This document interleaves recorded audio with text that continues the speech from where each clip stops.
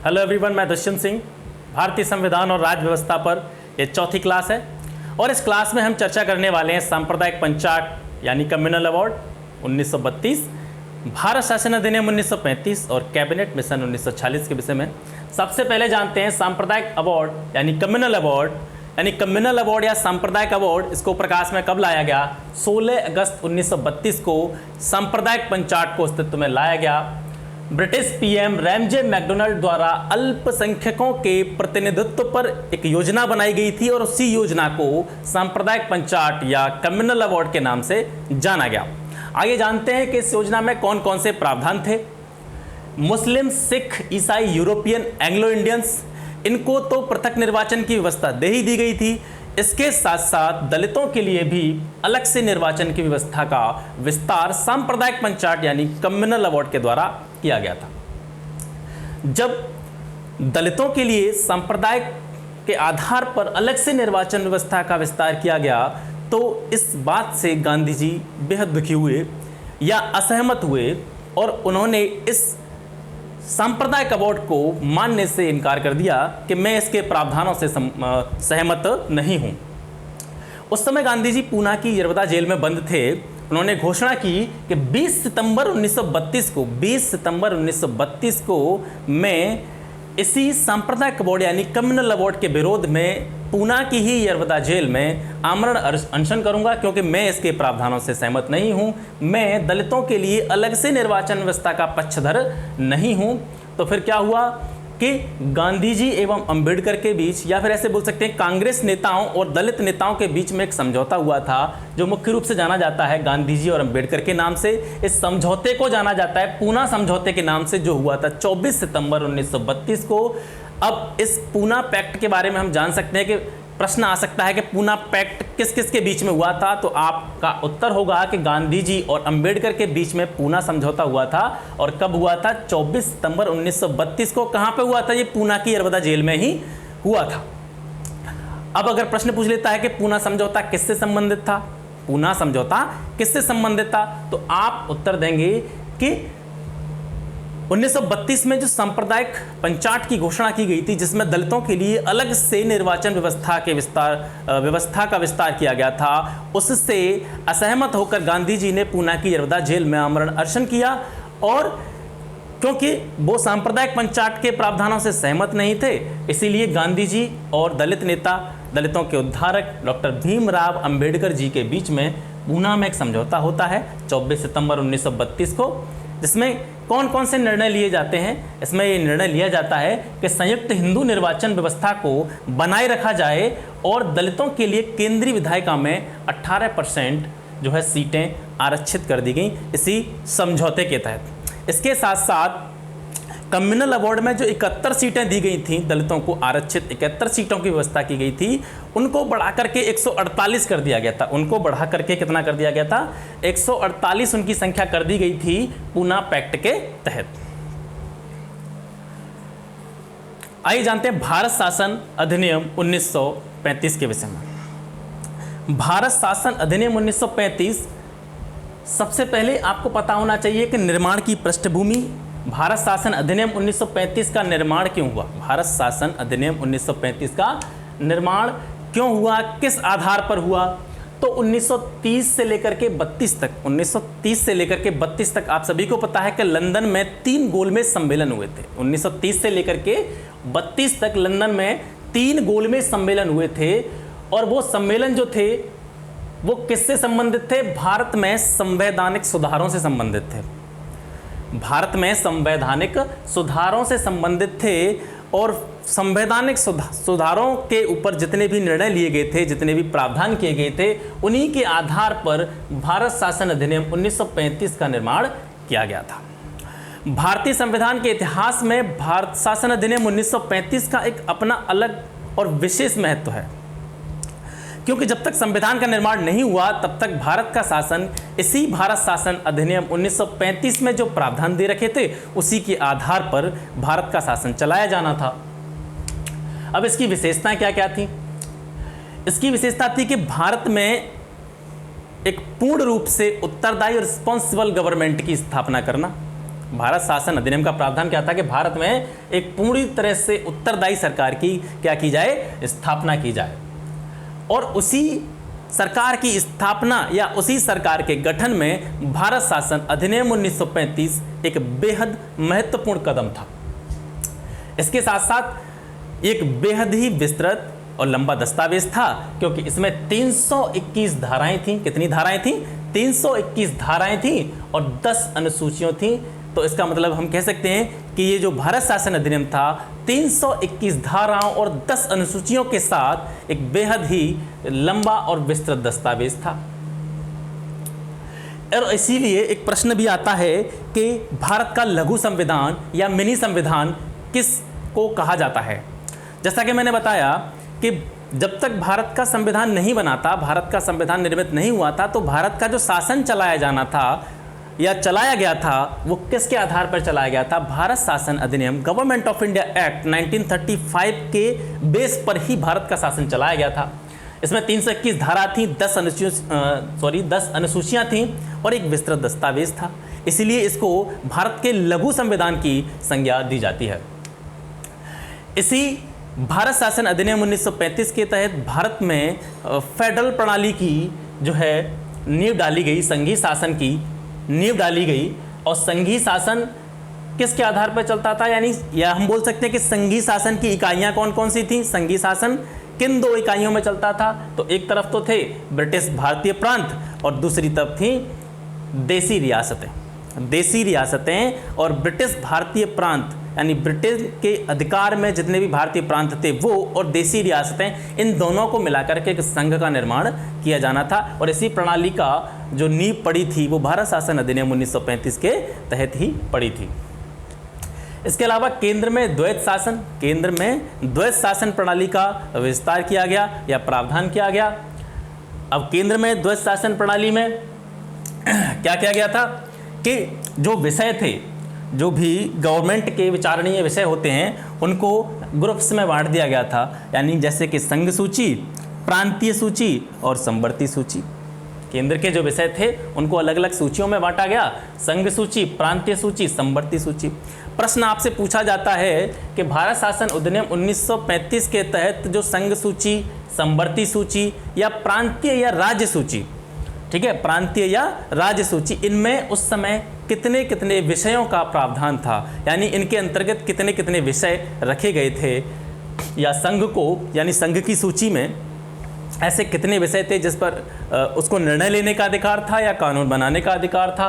तो संघ सूची में उस समय विषय हुआ करते थे 59 विषय। प्रश्न पूछा भी जाता है कि उस समय संघ सूची में कितने विषय हुआ करते थे? 59 विषय हुआ करते थे, जिनके कुछ उदाहरण मैं यहाँ पर लिख दे रहा हूँ। 59 विषय तो पूरे नहीं लिख सकते, लेकिन कुछ मुख्य जो थे, जैसे विदेशी कार्य, विदेशों से संबंधित जितने भी मामले थे वो संघ सूची में आते थे। मुद्रा से संबंधित, करेंसी से संबंधित जितने मामले थे वो भी संघ सूची में आते थे। सेना, आर्मी से संबंधित जितने भी मामले थे वो भी संघ सूची में आते थे। इसके अलावा जनगणना, ये सभी संघ सूची के विषय थे। इसके अलावा प्रश्न पूछा जाता है कि प्रांतीय सूची में कितने विषय थे? तो प्रांतीय सूची में विषयों की संख्या थी 54। प्रांतीय विषय में प्रांतीय सूची में विषयों की संख्या थी 54, जिसमें कि पुलिस राज्य सूची का विषय है, प्रांतीय लोक सेवा और शिक्षा, ये सभी जो थे वो किसके अंतर्गत आते थे? प्रांतीय सूची के अंतर्गत आते थे। आगे आप पढ़ेंगे, शिक्षा उस समय काय में सूची थी? प्रांतीय राज्य सूची का विषय थी, लेकिन आज वर्तमान के समय में शिक्षा जो है संवर्ती सूची का विषय है। इसका मतलब क्या है कि शिक्षा पर राज्य और केंद्र दोनों ही कानून बना सकते हैं। इसके अलावा संवर्ती जो सूची थी उसमें 36 विषय हुआ करते थे, जिसमें दंड विधि प्रक्रिया, सिविल प्रक्रिया या बोल सकते हैं न्यायिक मामले जो थे वो संवर्ती सूची के अंतर्गत रखे जाते थे। भारत शासन अधिनियम 1935 के तहत प्रांतों की जो द्वैत शासन प्रणाली थी, आपने पहले पूर्व में बता चुका हूं कि प्रांतों में भी द्वैत शासन प्रणाली जो लागू की गई थी, भारत शासन अधिनियम 1935 के आधार पर प्रांतों में द्वैत शासन को समाप्त कर दिया गया था। प्रांतों में द्वैत शासन प्रणाली को समाप्त कर दिया गया था और प्रांतों को स्वायत्तता से प्रांतीय स्वायत्तता का प्रावधान किया गया था, यानी प्रांत जो है वो स्वतंत्र रूप से कार्य कर सकते हैं। संघीय न्यायालय की स्थापना की गई थी। प्रश्न आता है कि संघीय न्यायालय की स्थापना भारत में किस अधिनियम के तहत की गई थी, तो आपका उत्तर होगा भारत शासन अधिनियम 1935 के तहत भारत में संघीय न्यायालय की स्थापना की गई थी। और कब की गई थी, वो की गई थी 1937 में। 1937 में भारत में संघीय न्यायालय की स्थापना की गई थी। इसके अलावा आरबीआई की स्थापना, मुद्रा और साख पर नियंत्रण के लिए, करेंसी पर कंट्रोल के लिए आरबीआई की स्थापना 1935 में भारत शासन अधिनियम 1935 के तहत ही करी गई थी। यानी आरबीआई की स्थापना में भी भारत शासन अधिनियम का एक महत्वपूर्ण योगदान देखने को मिलता है। इसके अलावा दलित जातियां जो थी, महिलाएं और मजदूर वर्ग, दलित जातियां, महिलाएं और मजदूर वर्ग, इनके लिए भी अलग से निर्वाचन व्यवस्था का प्रावधान भारत शासन अधिनियम 1935 के तहत किया गया था। मताधिकार का विस्तार, पहले आपने पढ़ा था कि जो मताधिकार था, लोगों में वोट डालने का जो अधिकार था, मत देने का जो अधिकार था, वो सभी को प्राप्त नहीं था। पहले जो है संपत्ति, शिक्षा आदि के आधार पर मत देने का अधिकार दिया गया था, लेकिन भारत शासन अधिनियम 1935 के तहत उससे थोड़े ज़्यादा लोगों को मताधिकार मिला। जैसे आपने पढ़ा, यहाँ पे मताधिकार का विस्तार किया गया। तो यहाँ पे हम बोल सकते हैं जो उस टाइम की जनसंख्या थी भारत की, उसके लगभग 10% जो जनसंख्या थी उस समय की 10% जनसंख्या को मताधिकार मिल गया था। यानी 10% जनसंख्या को मत देने का अधिकार प्राप्त हो गया था। किसके तहत? भारत शासन अधिनियम 1935 के तहत। इसके अलावा संघ लोक सेवा आयोग के साथ साथ संयुक्त लोक सेवा आयोग की स्थापना की गई थी। संघ लोक सेवा आयोग यानी कि यूपीएससी, तो इसकी स्थापना भी किसके द्वारा की गई थी? भारत शासन अधिनियम 1935 के तहत की गई थी। और संघीय लोक सेवा आयोग के साथ साथ एक संयुक्त सेवा आयोग का भी गठन किया गया था। संयुक्त सेवा आयोग, जिसका कार्य क्या था? 2 या 2 से अधिक राज्यों में जो भी सेवा नियमावली थी या जो भी लोगों को सेवा में नियुक्त करने की जो प्रक्रिया थी, वो इसी आयोग के द्वारा की जाती थी। इसके अलावा प्रांतीय विधानमंडलों का विस्तार किया गया। प्रांत हुआ करते थे, 11 प्रांत हुआ करते थे। 11 में से जो 6 प्रांत थे, जिनके नाम असम, बंगाल, बिहार, बम्बई, मद्रास एवं संयुक्त प्रांत, इसमें द्विसदनीय विधान परिषद और विधानसभा, द्विसदनीय विधान परिषद और विधानसभा का क्या किया गया? विस्तार किया गया। इसके अलावा आपने देखा होगा भारतीय परिषद का गठन किया गया था भारत शासन अधिनियम 1858 के तहत, लेकिन भारत शासन अधिनियम 1935 के तहत 1858 में जो भारत परिषद बनाई गई थी, उसको क्या कर दिया गया? समाप्त कर दिया गया। आपसे प्रश्न पूछ सकता है कि भारत परिषद जिसका गठन कब हुआ था या किसके आधार पर हुआ था? भारत शासन अधिनियम 1858 के आधार पर जो भारत परिषद बनाई गई थी, उसको समाप्त किस एक्ट के तहत किया गया था? तो आपका उत्तर होगा भारत शासन अधिनियम 1935 के तहत 58 के द्वारा जो भारत परिषद बनाई गई थी, उसको समाप्त कर दिया गया था। अब इसके बाद में बात करते हैं कैबिनेट मिशन 1946 के बारे में। कैबिनेट मिशन 1946 के बारे में आप जब मॉडर्न हिस्ट्री पढ़ेंगे तब आपको और विस्तार से इसके बारे में जानने को मिलेगा, लेकिन यहाँ पर हम सिर्फ उन्हीं बिंदुओं पर चर्चा करेंगे जो कहीं ना कहीं भारतीय संविधान से संबंधित हैं।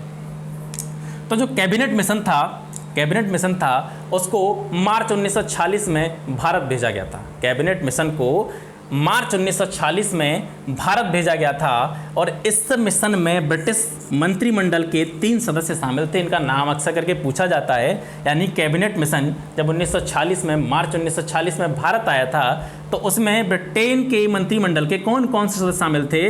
वो थे पैथिक लॉरेंस, स्टैफोर्ड क्रिप्स और एवी अलेक्जेंडर। स्टैफोर्ड क्रिप्स, एवी अलेक्जेंडर और पैथिक लॉरेंस, इन 3 सदस्य जो 3 सदस्य थे वो किस में शामिल थे? कैबिनेट मिशन में। और ये तीनों सदस्य किससे संबंधित थे? ये ब्रिटेन के मंत्रिमंडल से संबंधित थे।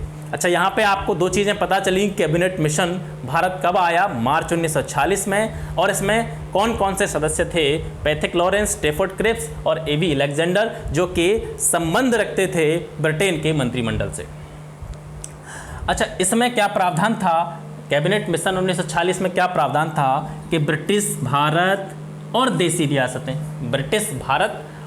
रियासतें इन दोनों को मिलाकर के भारत संघ का निर्माण किया जाए। कैबिनेट मिशन 1946 का प्रावधान क्या था कि देसी रियासतें और ब्रिटिश भारत यानी ब्रिटिश अधीन जितने भी क्षेत्र थे वो और देसी रियासतें जो अपने आप में स्वतंत्र थीं वो, उन दोनों को मिलाकर के भारतीय संघ का क्या कर दिया जाए, निर्माण किया जाए। इसके अलावा भारत पर ब्रिटेन सरकार की जो भी प्रभुसत्ता है, भारत के लोगों पर, भारत के क्षेत्र पर ब्रिटिश सरकार का जो आधिपत्य है उसको समाप्त कर दिया जाए। ये प्रावधान थे, जिन प्रावधानों की बात कर रहे हैं कि या बोल सकते हैं हम कैबिनेट मिशन की, जो कैबिनेट मिशन की ये क्या थी, विशेषताएं बोल सकते हैं, विशेषताएं। हम बात कर रहे हैं कैबिनेट मिशन की विशेषताओं के बारे में। कैबिनेट मिशन में कौन कौन सी विशेषताएं थीं, वो ये थीं कि ब्रिटिश, भारत और देसी रियासतों, इन सभी को मिलाकर के भारतीय संघ का गठन किया जाए। इसके अलावा भारत पर ब्रिटेन सरकार की या ब्रिटिश सरकार की जो भी प्रभुसत्ता है, अधिकार है, उसको पूरी तरह से समाप्त कर दिया जाए। इसके अलावा भारत में एक अंतरिम सरकार की स्थापना की जाए, भारत में एक अंतरिम सरकार की स्थापना की जाए जो कि शासन व्यवस्था को सुचारू रूप से चला सके। इसके अलावा संविधान के निर्माण के लिए, संविधान के निर्माण के लिए एक संविधान सभा, संविधान के निर्माण के लिए एक संविधान सभा के लिए एक क्या हो, निर्वाचन हो, और ये निर्वाचन जितनी जल्दी हो सके उतनी जल्दी हो ताकि उस सभा का यानी संविधान सभा का गठन किया जा सके और संविधान का निर्माण जल्द से जल्द किया जा सके। यानी इसमें यह भी प्रावधान था कि संविधान निर्माण के लिए संविधान सभा का निर्वाचन जितनी जल्दी हो सके उतनी जल्दी हो जाए। इसके अलावा भारतीय रियासतों को संघ में सम्मिलित रहने या स्वतंत्र रहने की इसमें क्या दे दी गई, छूट दे दी गई। यानी इसमें भारतीय रियासतों को यह स्वतंत्रता थी कि या तो वो भारत के संघ में सम्मिलित हो सकते हैं या वो अपने आप में स्वतंत्र रह सकते हैं, यानी अपने स्वतंत्र रह के अपना शासन व्यवस्था को चला सकते हैं। इसके अलावा कुछ बिंदु अगर इसमें से छूटे होंगे तो उन्हें अगली वीडियो के माध्यम से कवर कर दिया जाएगा। ठीक है, तो मिलते हैं फिर अगली वीडियो में, तब तक के लिए नमस्कार।